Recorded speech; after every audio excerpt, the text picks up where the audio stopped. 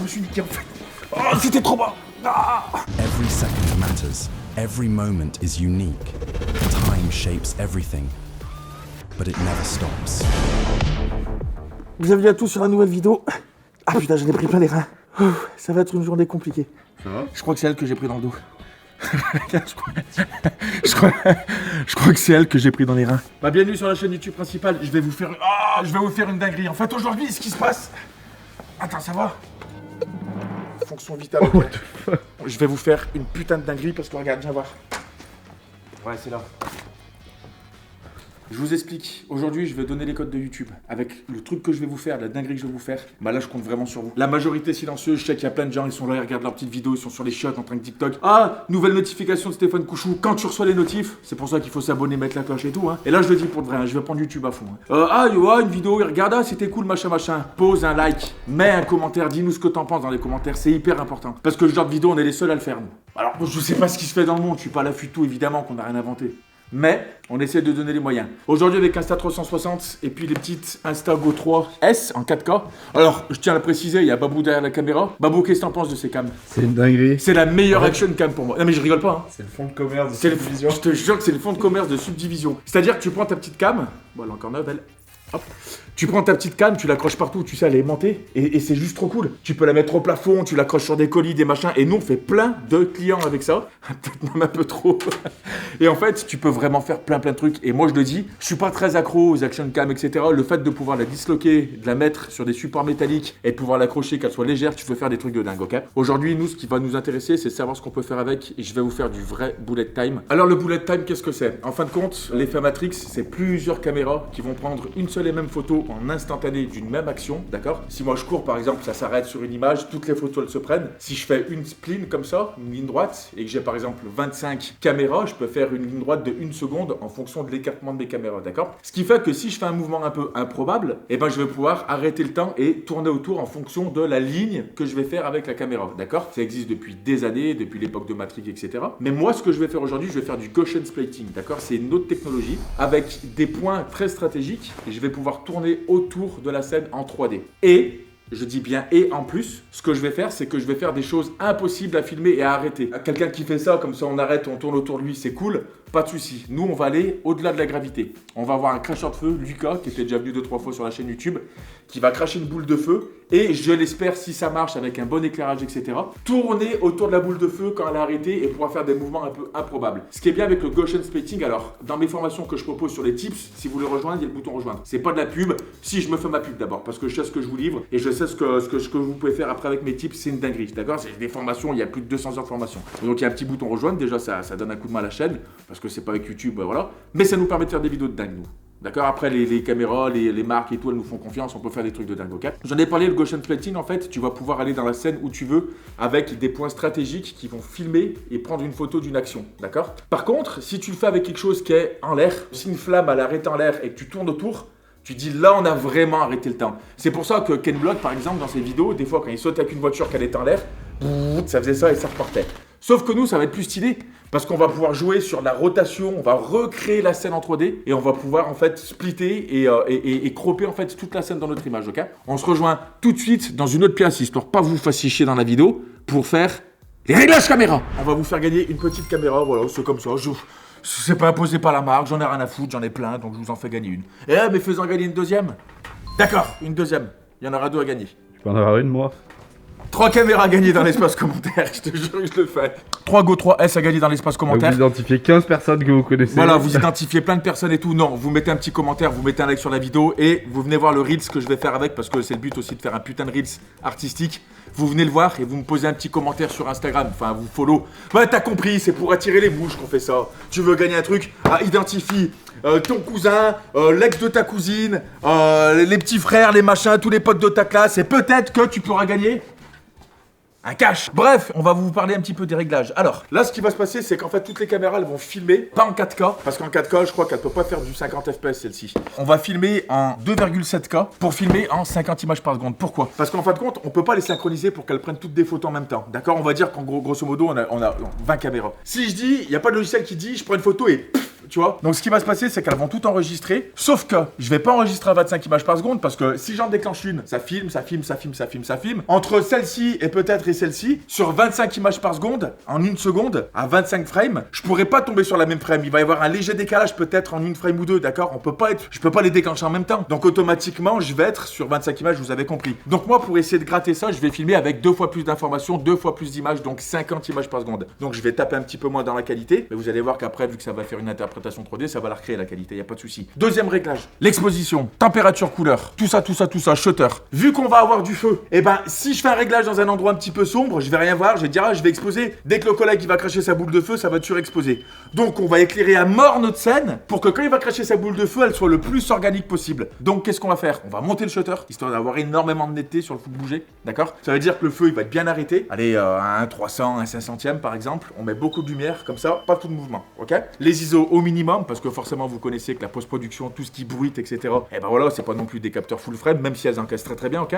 Donc on va descendre les ISO, white balance, donc la balance des blancs, on va tout foutre à 5006. Et ensuite tout le reste, et ben ça sera frisé, hein. Forcément on est tout en manuel, faut pas qu'il y ait des changements d'expo, dès qu'il y a une lumière, etc. Faut que ça soit tout en manuel avec les mêmes réglages, ok? Donc là, qu'est-ce qui va se passer?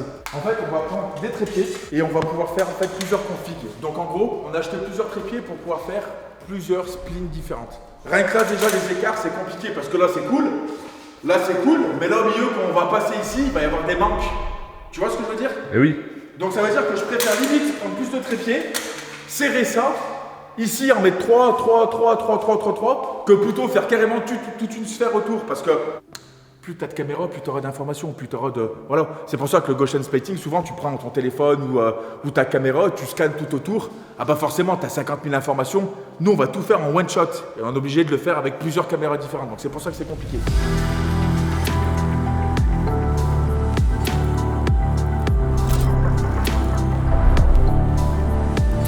Plus mon sujet va être loin, moi je vais avoir l'effet de parallaxe, d'accord? C'est pour ça qu'en drone, quand on fait du Gaussian Splatting ou de la photogrammétrie, souvent les mecs quand ils prennent un château, ils se disent ah c'est trop bien, ça marche. Ok, t'as un sujet qui est très loin, d'accord? Ça s'appelle une formule optique. Donc forcément, tout ce que tu vas voir là. Mais plus tu vas être prêt, là si je fais bouger ma main comme ça, regardez, et que vous avez toutes les informations, tu restes comme t'es babou, ok? Mais si je fais le même mouvement comme ça, t'as l'impression qu'elle bouge 2 fois plus, ok? Et ben là c'est pareil. Plus la boule de feu va être prête, plus en fait lui il va avoir du mal à faire la différence entre ça. Donc il faut écarter au maximum les trépieds de notre sujet et en fait essayer de trouver le bon compromis. Donc je pense qu'on va faire une demi-spline où on va attaquer comme ça. Et on va essayer de pointer tout au même endroit en fait et en essayant de garder un bon ratio.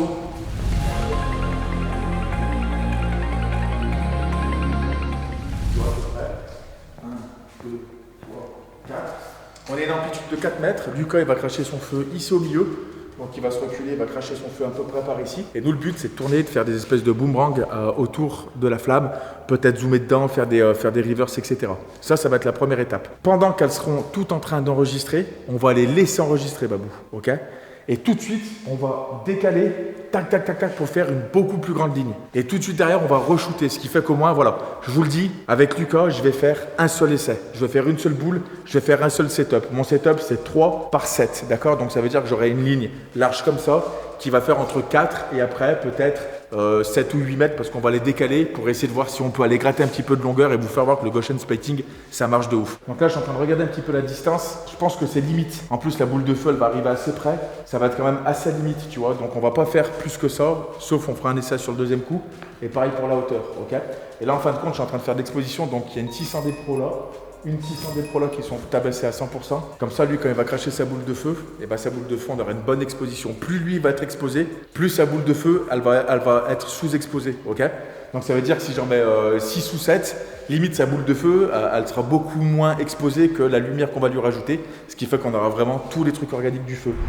Je vais prédisposer les caméras à l'œil nu pour à peu près voir un peu ce que ça dit. On a fait les réglages. Là maintenant, c'est que de la mise en place.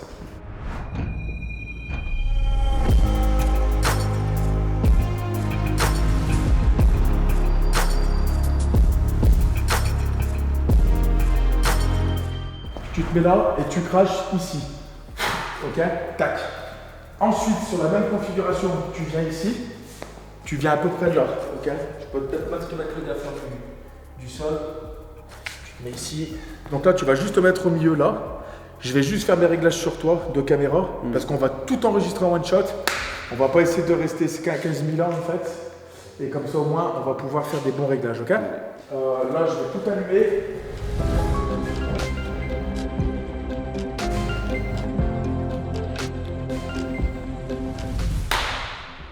Vas-y, fais craquer mon gros. Nickel. Ok, je change de configuration.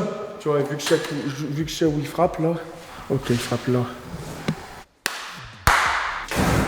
Ok, on va en faire une. Vas-y. Oh putain, ça chauffe. Ok, mets-toi le profil. Ouais, j'aime bien. Là, tu peux te reculer un peu. Tu peux te mettre ici là. Ouais, super. Elle était belle, elle, hein. Il nous t'a compilé là et tu sais, tu t'es craqué au milieu là. Vas-y, ouais. Super. On a fini. En vrai, je vais pas aller plus loin avec Lucas parce qu'on pourrait faire des tonnes de lignes différentes.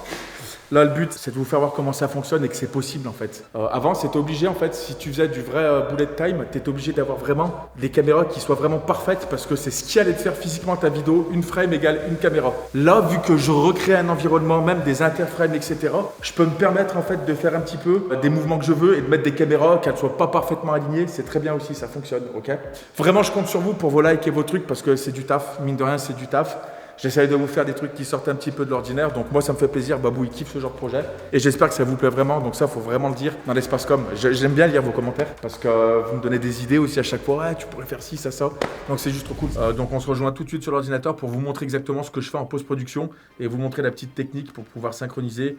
Et puis après, faire du Gaussian splitting directement sur After Effects. Allez, c'est parti. Ok, donc bienvenue dans mon bureau. Les nouveaux bureaux que j'ai chez Subdivision. Je vais mettre toutes mes séquences les unes par-dessus les autres pour pouvoir en fait extraire directement des photos d'un endroit très précis, d'accord? Et pour faire ça, il va falloir que je synchronise toutes mes vidéos.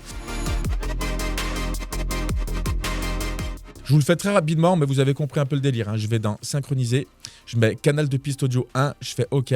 Ça va chercher un petit peu et en fait ça va me synchroniser toutes mes images sur la même séquence, d'accord? C'est comme une sorte de timer. Et je vais faire 20 screenshots, en fait 20 photos de 20 angles différents de la même scène que je vais exporter dans un dossier.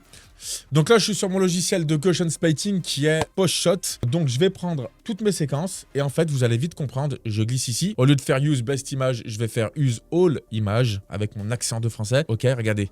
Là déjà, il va faire l'interprétation et il va me recréer en fait chaque image qu'il voit. Il va les stitcher entre elles et il va reconnaître exactement chaque angle de caméra. Ça veut dire quoi? Ça veut dire que regardez ici, vous voyez toutes les caméras qu'on a? Regardez-moi cette dinguerie. Donc ça veut dire quoi? Ça veut dire qu'ici, au centimètre voire presque millimètre près, on a exactement la même disposition de toutes les caméras que j'avais mis. Donc ça c'est juste incroyable. Une fois que ça c'est fini, je vais faire File, Export et je vais exporter mon Gaussian splitting et me mettre sur After Effects pour faire mes animations d'images clés.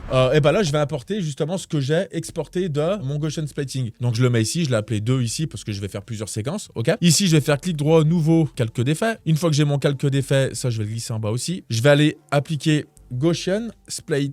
Ok, je le glisse sur mon calque d'effet. Et ensuite, une fois que j'ai fait ça, sur mon calque d'effet, modèle 1, je vais choisir ici, hop, le numéro 2. Je clique dessus, regardez ce qu'on a. Maintenant, j'ai juste à créer une caméra, nouvelle caméra. Mais là, regardez, voilà. Vous voyez, je peux me déplacer vraiment où je veux. Et ça, c'est vraiment une dinguerie, tu vois. Donc là, maintenant, c'est à moi de vous faire un truc hyper réaliste, tu vois. Un truc qui fonctionne, dont les gens vont pas voir justement que c'est fait un petit peu en post-production. Mais voilà, ça avec un peu de motion blur, avec RSMB, etc. Ça, c'est un truc que je vous apprends d'ailleurs, hein. Il y a le bouton rejoindre si vous voulez rejoindre les formations. Si vous voulez soutenir la chaîne, il y a le petit bouton rejoindre. Chaque semaine, voilà, je vous fais des tips. On a déjà appris à faire tout ça, hein, et même avec d'autres techniques, etc. Bref, allez, on se rejoint pour la conclusion et voir un petit peu ce que ça donne.